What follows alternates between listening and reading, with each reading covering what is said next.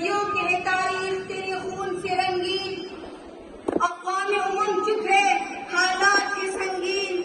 خاموش ہے لب بست ہے شاہان سلادین، نحمدہ ونصلی علی رسول کریم، اما بعد فاعوذ باللہ من الشیطان الرجیم، بسم اللہ الرحمن الرحیم۔ ابتدا اس خالق ارض و سما کے نام سے جو خلق کل کا خالق ہے، درود و سلام اس ہستی کامل پر جس کے دم سے کائنات کا نظام جاری و ساری ہے۔ قابل احترام صدر محفل، سامعین و حاضرین اور میرے ہم مکتب ساتھیوں، السلام علیکم ورحمۃ اللہ وبرکاتہ۔ آج کی مقام محفلی تفسیری سخن میں مجھے جس موضوع پر اشارے خیال کرنا ہے اس کا عنوان فلسطین ہے۔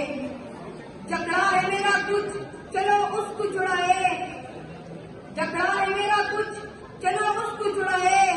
زنجیروں کو توڑ دے اسے آزاد کروائے، مغرب کی غلامی کے اسیروں نہ ڈرو تم، مغرب کی غلامی کے اسیروں نہ ڈرو تم، اب توڑ دو تازہ اے فقیروں نہ ڈرو تم۔ جناب والا قرآن مجید میں اللہ تعالیٰ نے مسجد حرام اور مسجد نبوی صلی اللہ علیہ وآلہ وسلم کے بعد تیسری مقدس ترین جگہ مسجد اقصی کی اہمیت بیان کرتے ہوئے فرمایا ہے کہ پاک ہے وہ ذات جو لے گئے اپنے بندے کو رات رات مسجد حرام سے مسجد اقصی تک۔ یہ مقام اس سے زمین پر موجود ہے جہاں پر لوط علیہ السلام نے ہجرت کی، جس زمین پر یعقوب علیہ السلام کا مسکن تھا، جس کی طرف موسیٰ علیہ السلام تشریف لے گئے،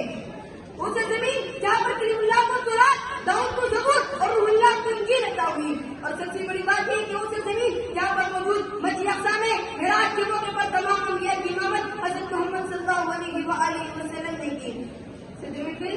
سامعین و حاضرین، تاریخ گواہ ہے کہ ایک وقت تھا کہ یہ سرزمین مسلمانوں کا گڑھ ہوا کرتی، مگر افسوس اسلامی دشمن عناصر نے گڑھ کا سرچوں کے ذریعے اس مقدس زمین کے باشندوں کو بے دخل کر کے خالص ازواج سے کنٹرول میں دے دیا ہے۔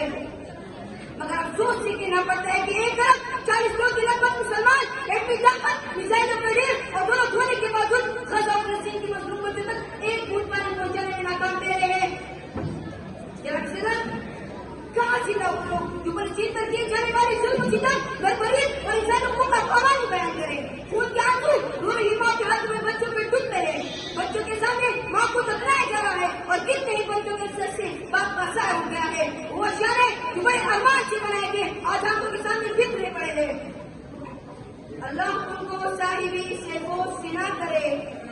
اللہ ان کو صاحبی سے گوش سنا کرے، جسموں میں روح حال دو تاریخ روا کرے، دیکھ کر شعور زیر ارادے جوا کرے، جو جم چکا ہے خون رگوں میں روا کرے۔ ان حالات کو دیکھ کر میرے ذہن میں ایک سوال اٹھتا ہے، کہاں ہے اسرائیل کو کلمدہ، کہاں ہے عرب ممالک کہاں سن رہے ہیں، جن کے نام یہاں تک کہاں ہے جن کو اسپتال میں گر جانے والے دوا کی دکھائی نہیں دیتی، بچوں کے آنسو اور ماں کی دعائیں دکھائی نہیں دیتی۔